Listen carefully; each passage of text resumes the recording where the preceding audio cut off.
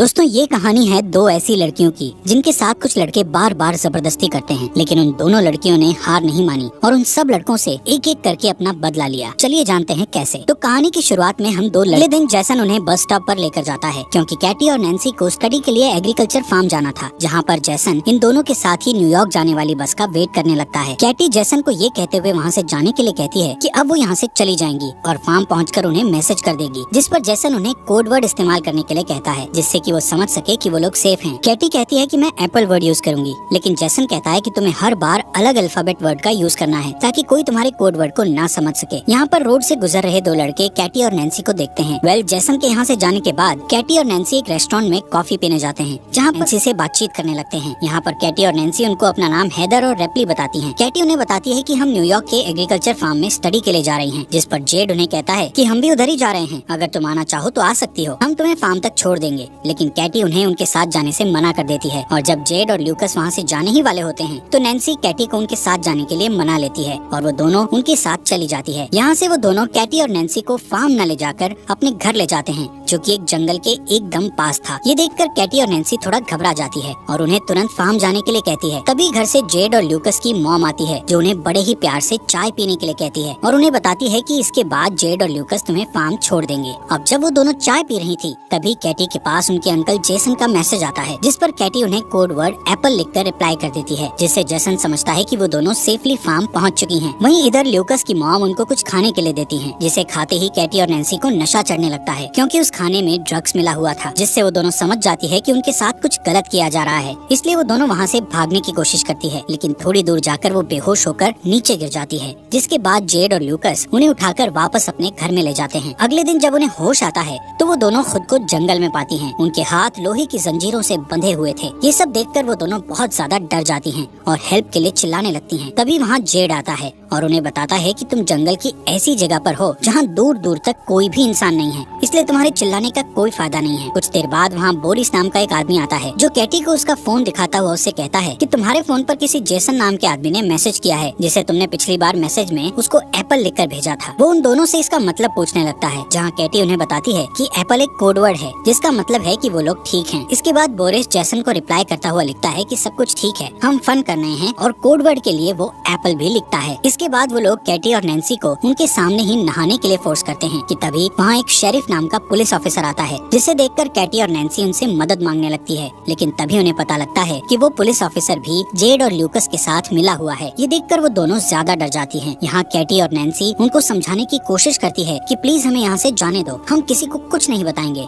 लेकिन वो लोग उनकी एक नहीं सुनते। वो पुलिस वाला वाइग्रा की गोली खाता है और अपने लिए कैटी को चूज करता है। इसके बाद हम उस पुलिस ऑफिसर को कैटी के कंटेनर से बाहर आते देखते हैं, जिससे हमें पता लगता है कि उसने कैटी के साथ जबरदस्ती किया है। वहीं दूसरी ओर हम जेसन को देखते हैं, जिसको कैटी और नैन्सी की बहुत चिंता हो रही है, क्योंकि कैटी ने मैसेज में एप्पल वर्ड को दोबारा इस्तेमाल किया था। वहीं उधर वो लोग कैटी के कंटेनर में एक सन की नशेड़ी आदमी को भेजते हैं, जो उसके पेट पर जलती हुई सिगरेट लगा देता है, जिससे कैटी जोर जोर से चीखने लगती है। इसके बाद वो कैटी के साथ जबरदस्ती करता है। यहाँ पर ये सभी लोग हैवानियत की सारी हदें पार कर चुके थे। ये लोग कैटी और नैन्सी से जबरदस्ती धंधा करवा रहे थे। वहीं जैसन कैटी और नैन्सी के बारे में पता लगाने के लिए न्यूयॉर्क एग्रीकल्चर फार्म पर कॉल करते हैं, तो उन्हें वहाँ से पता चलता है कि वो दोनों तो एक बार भी यहाँ नहीं आई हैं। यहाँ पर जैसन समझता है कि वो दोनों किसी बड़ी मुसीबत में हैं, इसलिए वो तुरंत उनको ढूंढने के लिए निकल जाता है। वहीं कैटी और नैन्सी के साथ और भी ज्यादा बुरा हो रहा था, क्योंकि अब जो अगला कस्टमर था, उसके आने से पहले जेड और ल्यूकस उन दोनों के मुंह पर मास्क पहना देते हैं, और वो कस्टमर भी एक पिग वाला मास्क पहन लेता है। इसके बाद जेड और ल्यूकस उस कस्टमर को कैटी और नैन्सी के चेहरे से मास्क उतार कर उस कस्टमर को उनके चेहरे दिखाता है। कैटी और नैन्सी उस पिग मास्क वाले आदमी को देखकर और भी ज्यादा डर गई थी। यहाँ पर वो बंदा नैन्सी को चूज करता है और उसे कंटेनर में ले जाकर उसके साथ जबरदस्ती करता है। उसके जाने के बाद जब कैटी नैन्सी के पास जाती है, तो वो देखती है कि नैन्सी की हालत बहुत ज्यादा खराब हो गई है। वहीं दूसरी साइड जेसन पुलिस स्टेशन पहुँचता है और वहाँ पर उसे वही पुलिस ऑफिसर मिलता है जिसने कैटी के साथ जबरदस्ती की थी। जेसन उसे कैटी और नैन्सी के किडनैप के बारे में बताता हुआ कहता है कि वो भी एक FBI एजेंट है, जिस पर वो पुलिस ऑफिसर जेसन से पूछता है कि आपको कैसे पता कि वो दोनों किडनैप हुई हैं, जिस पर जेसन उससे कहता है कि उसने अपनी भतीजी कैटी को एक कोड वर्ड एक बार ही इस्तेमाल करने के लिए कहा था, लेकिन कैटी ने एक ही कोड वर्ड को दोबारा इस्तेमाल किया है। वहीं जंगल में बोरिस को ये सारी खबर उस पुलिस ऑफिसर ने दे दी थी कि कैटी के अंकल एक FBI एजेंट हैं और कैटी ने हम लोगों को उस कोड वर्ड के बारे में गलत इन्फॉर्मेशन दी थी। बोरिस जेड को कैटी के कंटेनर से थोड़ा दूर ले जाकर उससे बात करता है कि इन दोनों लड़कियों को जल्द से जल्द ठिकाने लगाना होगा, वरना हम मुसीबत में पड़ सकते हैं। वो जेड को कहता है कि हमें शहर से आने वाली नई लड़कियों को भी पकड़ना है। कैटी अपने कंटेनर के पास खड़ी होकर चुपके से उनकी ये सब बातें सुन रही थी। इसके बाद बोरिस कैटी के कंटेनर में जाकर उसके साथ जबरदस्ती करता है। दूसरी ओर जेसन भी रेस्टोरेंट में पहुंचता है, जहां पर कैटी और नैन्सी को वो दोनों लड़के मिले थे। जेसन वहीं काम कर रहे एक आदमी से कैटी और नैन्सी के बारे में पूछता है, जहां वो आदमी उसे बोरिस की गाड़ी के बारे में बताता है।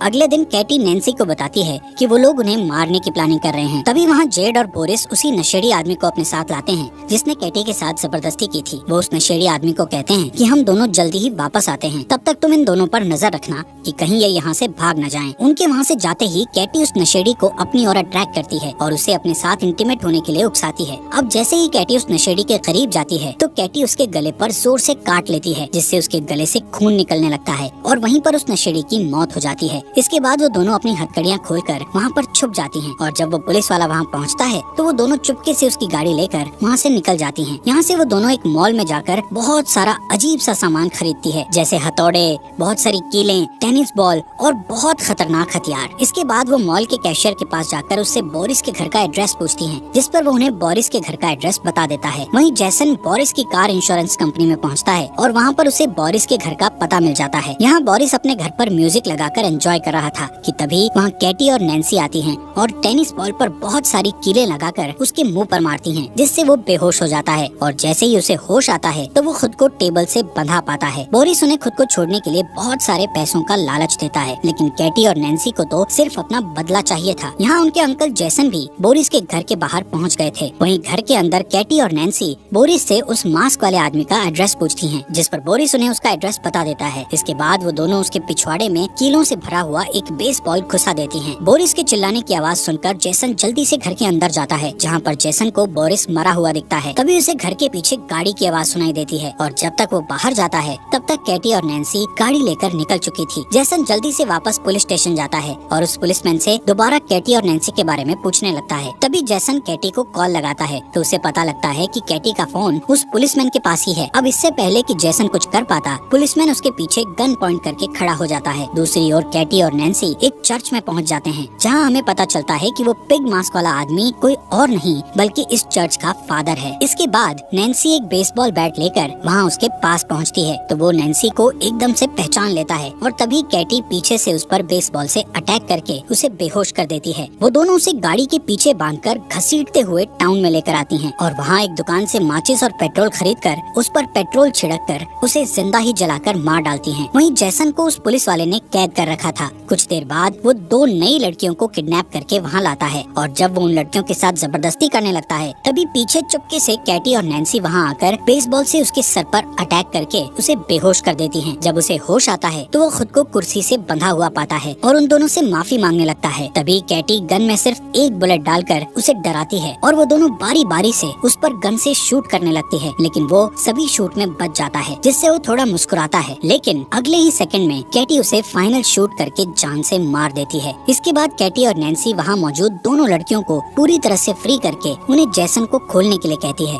और खुद वहाँ से चली जाती हैं। वो लड़कियाँ जेसन की रस्सी खोलकर उसे बताती हैं कि उन लड़कियों ने हमें ऐसा करने को कहा। यहाँ पर जेसन को पूरी बात समझ आ जाती है कि वो दोनों लड़कियाँ कोई और नहीं बल्कि कैटी और नैन्सी ही हैं। वहीं हम जेड और ल्यूकस की मॉम को देखते हैं जो इस समय ड्रिंक कर रही थी। तभी उसे अजीब सा नशा होने लगता है, जिससे वो वहीं पर गिरकर बेहोश हो जाती है। इसके बाद जब उसे होश आता है तो वहाँ कैटी और नैन्सी ने उसको बेसमेंट में कुर्सी से बांध रखा होता है। उन दोनों ने जेड को भी उसके बिल्कुल सामने वहीं पर बांध रखा था। यहाँ पर कैटी और नैन्सी जेड को उसकी मॉम की आंखों के सामने ही बेसबॉल मारकर नीचे गिरा देती हैं और फिर दोनों बेसबॉल बैट से मारते हुए उसे जान से मार देती हैं, जिससे उसकी मॉम जोर जोर से रोने लगती है। फिर वो उसकी मॉम को ल्यूकस के पास लेकर जाती है, जहाँ वो ल्यूकस के हाथ में बेसबॉल बैट देकर उसकी ही मॉम को उसे मारने के लिए कहती है और उसे धमकाती है कि अगर तुमने ऐसा नहीं किया तो हम तुम्हें गोली मार देंगे। लेकिन ल्यूकस ऐसा नहीं कर पाता, जिससे नैन्सी उसे गन से शूट करके मार डालती है। इसके बाद वो उसी गन को साफ करके ल्यूकस के हाथ में पकड़ा देती है, जिससे कि पुलिस को लगे कि वो लोग आपस में ही लड़कर मर गए हैं। इसके बाद उनकी मॉम कैटी और नैन्सी को कहती है कि अगर तुम तुम मुझे नहीं मारोगे तो मैं तुम्हें बहुत सारे पैसे दे सकती हूँ। उसकी बात सुनकर कैटी और नैन्सी बहुत हंसती है और फिर कैटी एक कटिंग मशीन से उसका धड़ उसकी बॉडी से अलग कर देती है। कुछ दिनों बाद जैसन कैटी और नैन्सी के घर जाता है, जहाँ पर हम देखते हैं कि कैटी और नैन्सी दोबारा से न्यूयॉर्क एग्रीकल्चर फार्म में अपने अंकल जैसन के साथ जा रही थी और फाइनली वो न्यूयॉर्क एग्रीकल्चर फार्म में पहुँच